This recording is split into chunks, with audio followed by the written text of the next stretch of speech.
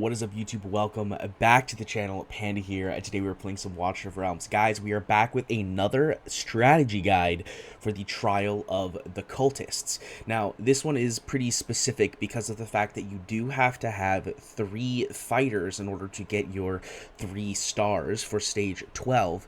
However, for stage 10, you need to have 6 mages, and stage 11, you just need to have 10 heroes deployed. So there are some special requirements for these stages, so keep that in mind. But let's dive right in.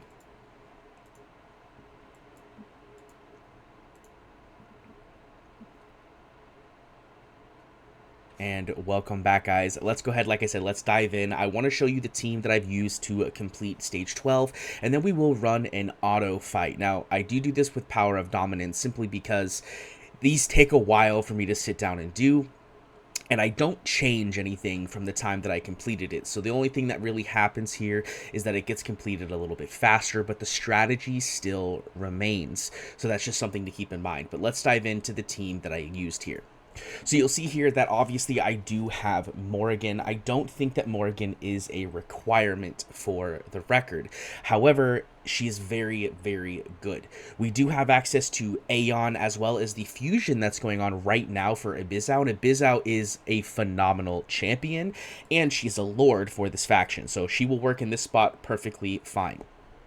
Then we go on, and the important people here are our 3 fighters. Fighter number 1 is Aatrox. He does a ton of AoE damage. He's great. We love him. You're going to want to build him up for Immortal Codex anyways. He fits in this comp perfectly. Then we have Aatrox's big brother, Cerberus, who is basically the same thing, right? He does the same stuff that Aatrox does, but a little bit better.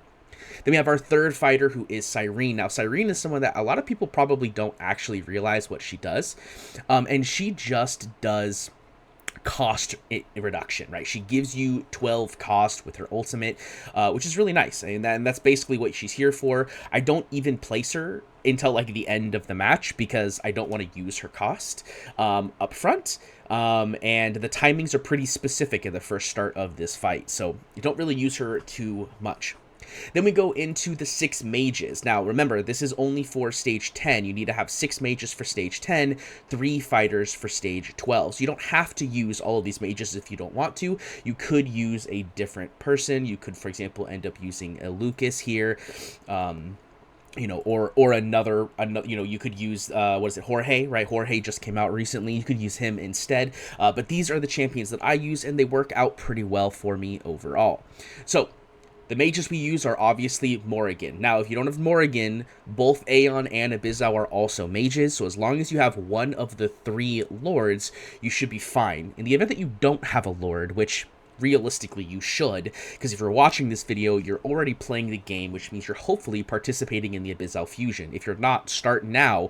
You probably will still be able to get her completed, because you've probably already picked up some shards along the way. She's great. Love it. Check out my video on her. There'll be some pinned stuff up there. Check it out.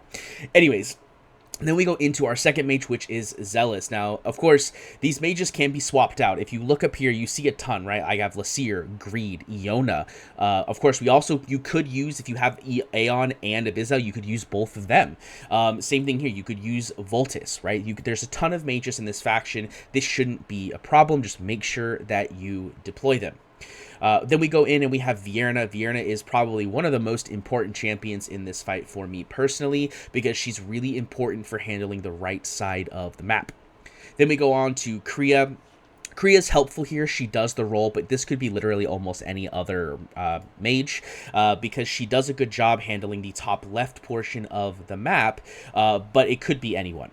Then we have Ajax down in this bottom right corner here. Ajax can be used in every single faction trial because he is unnamed, and so therefore he can sit and be built and be very, very useful in all of your faction trials. He handles one of your 10 slots on a team, which is really helpful when you're trying to clear certain things, and he's pretty good in most situations. So let's run a quick fight just so you can see what the placement looks like. Now, the placement is pretty specific, so you'll want to be careful how you do it. We first place Vierna up here facing upwards because we need her damage in order to handle these mobs. I then place Reeve to be able to tank them up. This could be any tank. It could be your Jorge. It could be your Aatrox, right? He could help here. We then place Kriya up in the top in order to handle these mobs. I think she doesn't have gear on, so we may have to adjust that. We might still be able to do it because my Vierna is geared pretty well, but normally Kriya would actually kill these mobs. Then we're going to place Morrigan, followed by Hollow and Ajax. They're going to handle this bottom left-hand corner, along with a little bit of help from our friendly neighborhood Vierna here. Then we place a Zealous over here on the right side just to give us a little bit of extra support for these mobs on the right side. And then we finish up by placing our Aatrox in the bottom left-hand corner. We did earlier also place our Cerberus in the bottom left-hand corner, but he died to proc his AoE, which helped a lot in that last, part of the fight. So this is basically how it is, right? It's a pretty basic rundown of how things are. Again, this top lane is normally completely handled by Kriya up top, but I think I stole her gear. The only reason the only reason why they're making it past, and Vierna and Zealous are having to handle it. So normally this would be handled by Kriya in the top lane with just a little bit of gear, have her in a basic, Soulbound Arcana set. I actually don't even think she was running Soulbound Arcana. I think she was in Curse, because there's, 6 mobs that spawn up there, so you get a basically maxed stack. But other than that, this is a pretty basic rundown of the fight. It requires certain champions, which is what makes this so difficult, especially because you do have to have that third fighter in the faction. But realistically, it is a pretty basic rundown, and it really doesn't take a lot of practice, right? It took me a few runs to get this done. Funny story is I actually cleared it without the third fighter on accident because I forgot. So make sure you guys have those teams up and ready to go. Let's quickly take a look at the faction so that we can show you like some potential alternatives you could use. So first things first. Jorge can be an easy stand-in for your Reeve. If you don't have a Reeve, he was an exclusive banner. That's perfectly fine. Jorge is just an epic. He can fill that role. You also don't technically have to have him there, but by not having him there, you do have to have a little more damage on your mage that's handling the right side, because you do have to kill them pretty quickly. So you want to make sure that you have someone that can handle that. May it be a fighter, right? It could be a fighter. It could be, for example, Uridin. Right, Uridin could fill that role, but realistically, I think Jorge or Reeve are probably the best people to handle that. But it could be Uridin, it could technically be Cerberus or Aatrox, but realistically, a tank or a healthy fighter is going to do a lot better than those that kill themselves in Aatrox and Cerberus. Then we have our mages. Again, realistically, you can use almost any of these mages. I think the only mages that you probably couldn't use are going to be your Neros and your Voltuses, and the main reason is because they just don't have the stats, I think, to handle the damage that you're going to need to require for stage 12. I'm not saying it's impossible, but you're probably going to need some ridiculously insane gear in order to get it done. But we do have several other mages that can handle this really well. We have Iona, which if you started the game recently or you did a while back and you could buy Iona for $5, she's a great mage in the early game. She can work in one of these slots. Same with Greed. You get Greed for free on, I believe it's day 30. He's phenomenal in this role. We do have Durza here. I don't know how good Durza is. To be honest, I've never used him, but I would assume he probably does enough damage to handle one of these roles. Maybe not the right side role because you need a lot of damage there, but definitely could probably handle the top or the bottom with the assistance of your Aatrox and Cerberus if you do end up picking those guys up. Another person that could theoretically fill one of those mage's roles would be Artemis. He does a lot of damage. Problem is because he's not a mage, he will not satisfy the requirement for having 6 mages on stage 10. However, you don't need that requirement for stages 11 and 12, so theoretically, you could use Artemis in one of those roles for stages 11 and 12. Then, of course, we have Vierna. Vierna is probably the best person to handle the right side.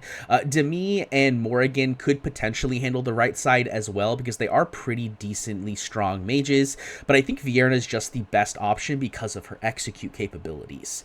Then we move on to Kriya, Zealous, Lasir. These three are kind of in a class of their own. They're not amazing here, but they do the job.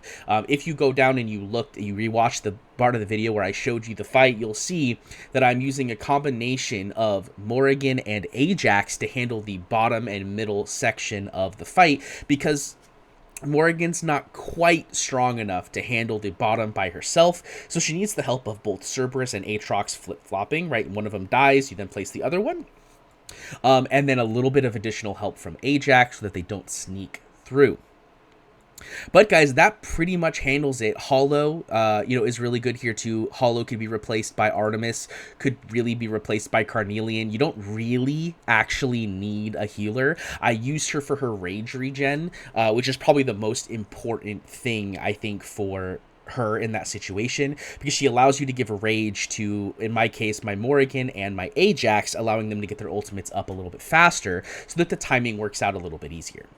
We can go quickly look at the gear of the champions I'm using. The ones that matter the most realistically are the gear of, I think, Vierna, Morrigan, and our Cerberus / Aatrox. Those are the ones I think that matter the most. So this is my current Vierna stats. We've got about 12k attack. We are at 422 attack speed, which actually doesn't matter for Vierna. I just happen to have a lot of really good attack speed rolls.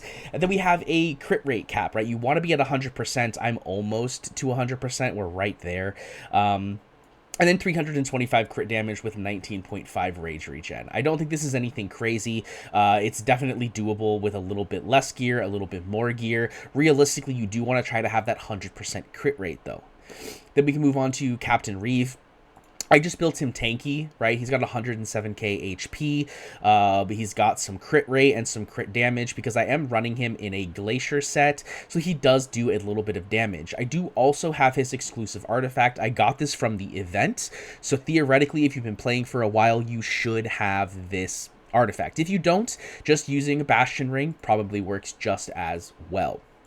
Then we can move on to the next person, which is going to be our Morrigan. My Morrigan is in really... It's good gear, but not crazy gear. It's literally the set I used for Cetrum for Guild Boss when I was using Cetrum. So it has a ton of attack speed, a little bit of attack, and then just maxed out on crit rate and as much crit damage as I could handle while being in the Ageless Wrath set for additional crit damage. So decent gear, but nothing too crazy.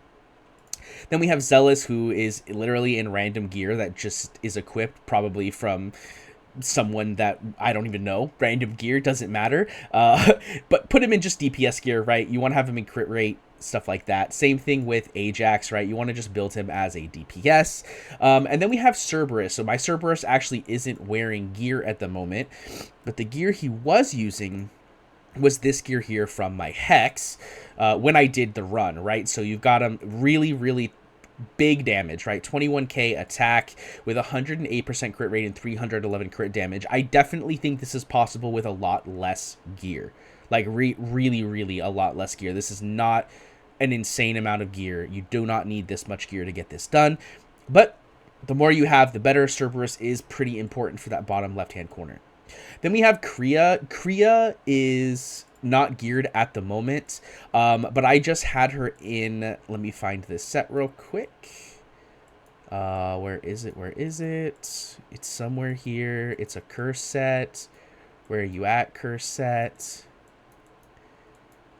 Did I maybe take the curse set apart? I might have taken the curse set apart. In that case, then... it could be like I said, it could be really in any set, right? It could be in this set from AI. It could be, realistically any DPS set that makes sense could work for Kriya. She doesn't need a crazy built champion. She just needs to be able to handle the top waves. You're going to have to adjust based on, your own account and what you're capable of. But realistically, that's the strat. I hope that made sense to you guys, because it's a pretty specific strat. You do have to have a certain number of champions, and you want to place them in just the right spots in order to get things handled. But realistically, it's not super difficult once you have the strat down. So I hope this helped you guys. If it did, make sure to hit that thumbs up button. Let me know you liked the video. Leave a comment down below with if this helped you clear stage 10, 11, or 12 from watching this video and using this strat. I would be greatly appreciative if I could help at least one person with this video. And also don't forget to subscribe, because we are pushing for 5,000 subscribers by the end of the year, and every subscriber really, really helps. I hope you guys enjoyed it. I'll see you in the next one. Peace.